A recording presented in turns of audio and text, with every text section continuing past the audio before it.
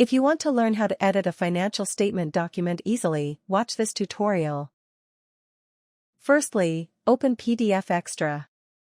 A menu with different options will be displayed, along with various documents from your recently opened files. If you see your document, select it. Alternatively, upload it by clicking the Open button. Once your PDF is open, you can begin editing its content. In the top toolbar, locate the Edit feature. Click on the button and then navigate through the document to choose what you want to edit. On your balance sheet, you'll need to list all your asset valuations, including current cash, inventory, temporary investments, and prepaid expenses. Another category under your assets represents your fixed assets, such as land, buildings, long-term investments, plant, and equipment. Moving on to the liabilities section, you will list the amounts of your mortgages, interest payable, and taxes payable, the ones you have already paid. If there are other long-term liabilities, make sure to include them as well. Equity represents an ownership interest in property, which can be offset by debts or other liabilities. Let's delve into shareholders' equity. For accounting purposes, it is calculated by subtracting liabilities from the value of the assets owned. To illustrate, if you own a car worth $24,000 and owe $10,000 on the loan used to buy the car, the difference of $14,000 represents your equity. Equity can apply to a single asset, such as a car or house, or to an entire business.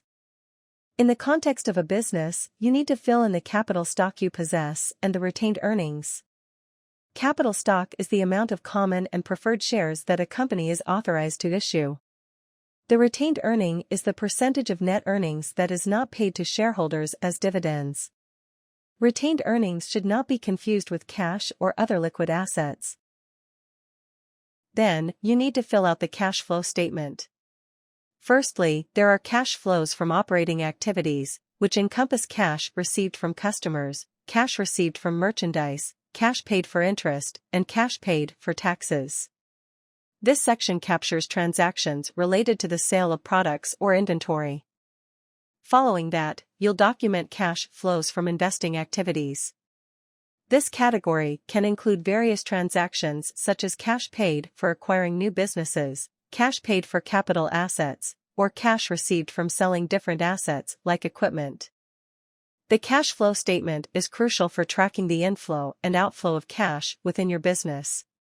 Typically, when you need to determine your tax liabilities, you'll need to fill out a tax return form. For corporations, this form is known as the 1120. Corporations, including nonprofit organizations, use this form to meticulously report their income, gains, losses, deductions, and credits. It serves as a comprehensive tool for calculating their tax liability. If you're interested in delving deeper into the intricacies of IRS Form 1120, explore our YouTube channel and watch the tutorials.